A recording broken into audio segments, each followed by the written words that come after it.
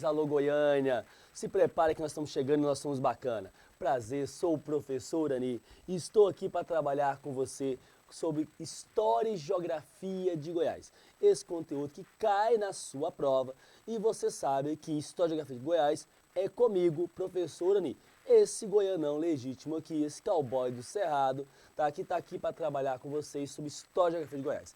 Afinal de contas, após a lei 14.911, de 11 de agosto de 2004, passou a ser obrigado a todos os concursos do meu imenso Goiás a cobrar História e Geografia de Goiás. E você sabe por que isso, né? Porque o servidor do público tem que saber o público que está atendendo. Tem que conhecer a sua história, tem que saber como lidar com a sociedade. E é por isso que é cobrado em prova formação econômica de Goiás, a mineração no século XVIII, a agropecuária no século XIX e século XX, a estrada de ferro e a modernização da economia goiana, as transformações econômicas, como a construção de Goiânia e Brasília, a industrialização, infraestrutura e planejamento, modernização da agricultura e urbanização do território goiano. Cobra ainda mais sobre população goiana, povoamento, movimentos migratórios e densidade demográfica, economia goiana, industrialização e infraestrutura de transporte e comunicação, as regiões goianas e as desigualdades regionais, além dos aspectos físicos do território goiano, como vegetação, hidrografia, clima, solo, relevo e assim vai indo. Aspectos da história política de Goiás, a independência em Goiás, o colonialismo na República Velha, as oligarquias, a Revolução de 30, a administração política de 30 e até os dias atuais, além dos aspectos da história social de Goiás, o povoamento branco, os grupos indígenas, a escravidão e cultura negra, os movimentos sociais no campo e a cultura popular, além dos aspectos históricos e urbanísticos de Goiânia. Então isso é que cai para você na sua prova. Isso tudo tem a ver comigo, professor Urani. Para começar, gente, a gente tem que lembrar, tá, que falar da história de Goiás, a gente tem que falar da história do Brasil. E como é que se deu toda essa introdução, como que se deu esse povoamento do centro-oeste brasileiro, né? Então eu gosto de voltar um pouquinho, porque eu não sei trabalhar com decoreba. Vamos voltar um pouquinho na história e lembrar que Portugal se lança ao mar para chegar aonde? Às Índias. Que queria fazer o quê? Especiarias, não é isso? Professor, o que são especiarias? Tempero. Quer dizer que a galera se lançava ao mar, se jogava ao mar por causa de tempero. Experimenta cozinhar 2 dias sem tempero, vê se você não sai no mar é no braço atrás de tempero, tá? Vai fazer o quê? Vai se lançar ao mar. Qual é o detalhe da brincadeira? Portugal queria chegar até as Índias, mas Portugal acreditava que a terra era o quê, gente? Era assim, como fosse um ovo frito.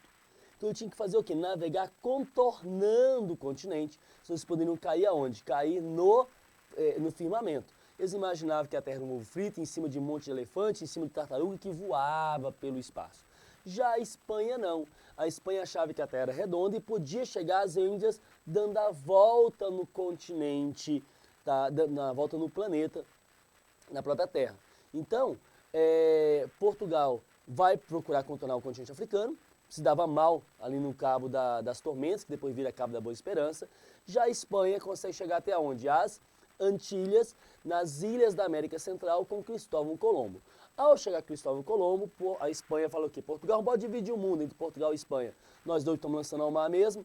Vai dividir entre quem, gente? Portugal e Espanha, com um tratado chamado Bula Intercoetera. Professor, o que é isso? Era um tratado que falava que até essa linha seria de quem? Seria de Portugal, daqui para lá. Daqui para cá seria da Espanha. Portugal aceita? Não, Portugal não aceita. E por que Portugal não aceita, gente? Porque não é besta, ele sabia que não pegava terras. Por isso ele fala de jeito nenhum. E no ano seguinte, em 1494, então vai fazer o Tratado de Tordesilhas, que divide o mundo entre Portugal e Espanha. Portugal aceita?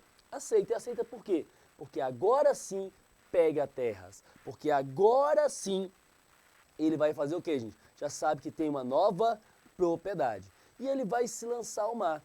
Ainda para fazer o quê? Para chegar às Índias. Chega em 1498 com um navegador português chamado Vasco da Gama. Saudações aí a imensa nação vascaína no país, né, no planeta.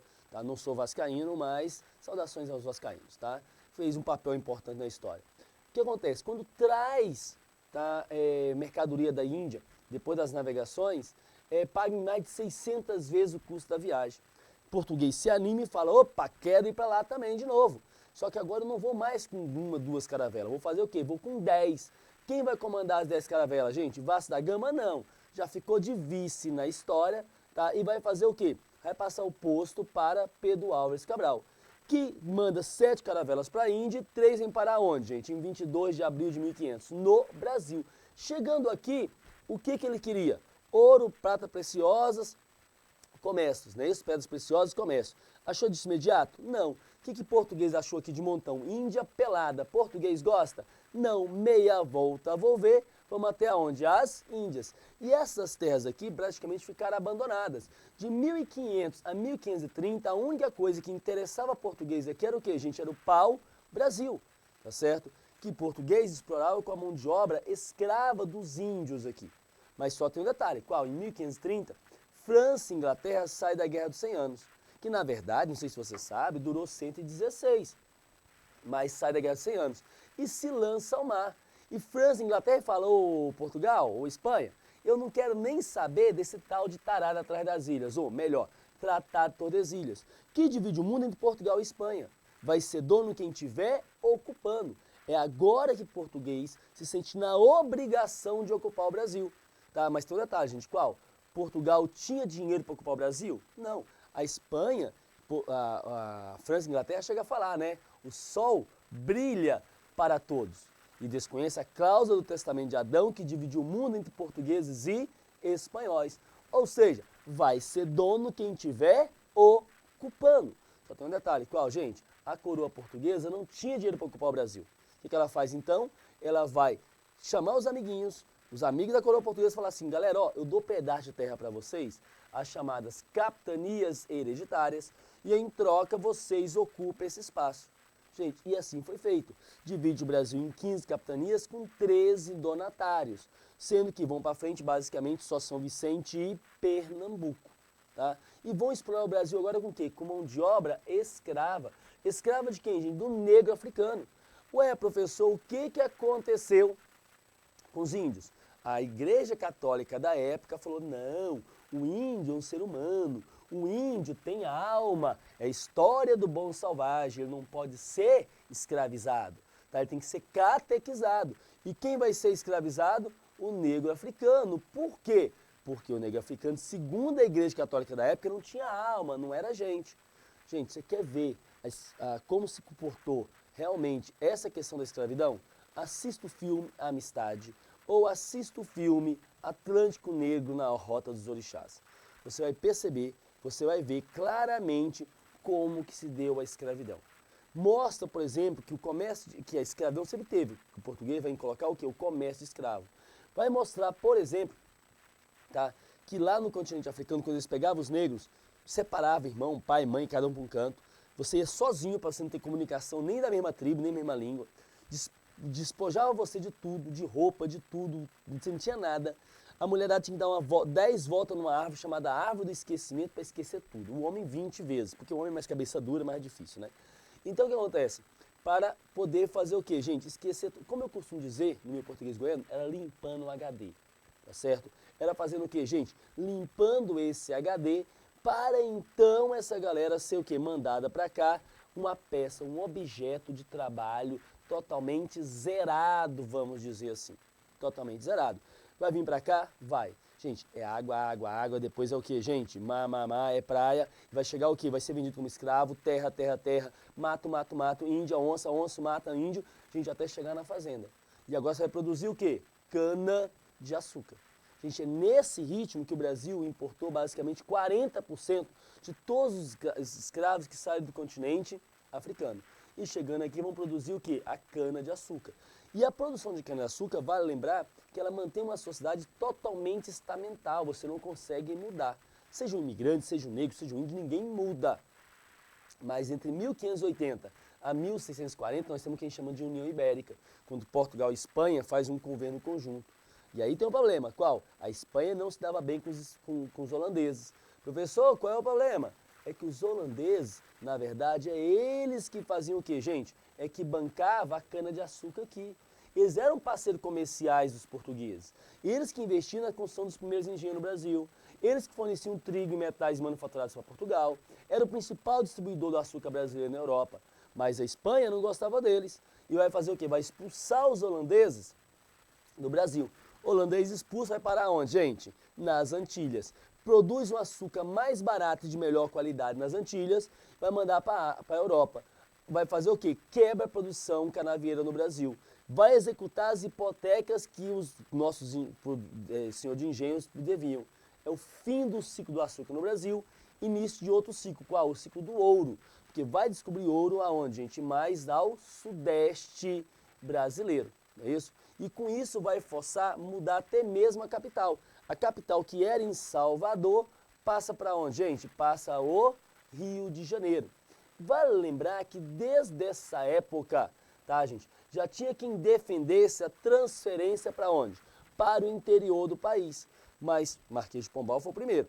Mas o que acontece? Não foi feito. Foi levado para onde? Para o Rio de Janeiro. E a partir de ali vai adentrar o continente com as expedições.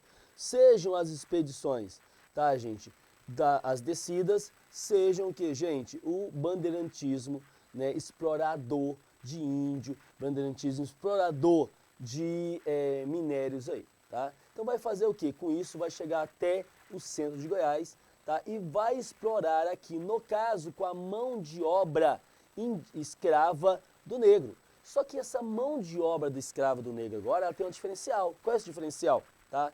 É que essa mão de obra, ela vai permitir, com a questão da mineração, até mesmo uma mudança de status social. Você já tem pequenas mudanças. Não é, ai, que beleza, que maravilha, não. Tá certo? Mas você começa a ter o quê, gente? Já começa um negro que trabalha mais, trabalha de madrugada, quando as datas de terra são esquecidas, outros vão lá, exploram, acham uma coisinha. Você tem a possibilidade, até pelo contrabando, possibilidade de ser alforriado, de comprar escravos e assim vai indo, né? Como é que você vai adentrar o continente? Com os bandeirantes. E aí nós estamos falando, no caso de Goiás, quem, gente? Com Bartolomeu Bueno, ou Anhanguera, ou o Diabo Vermelho, não é isso?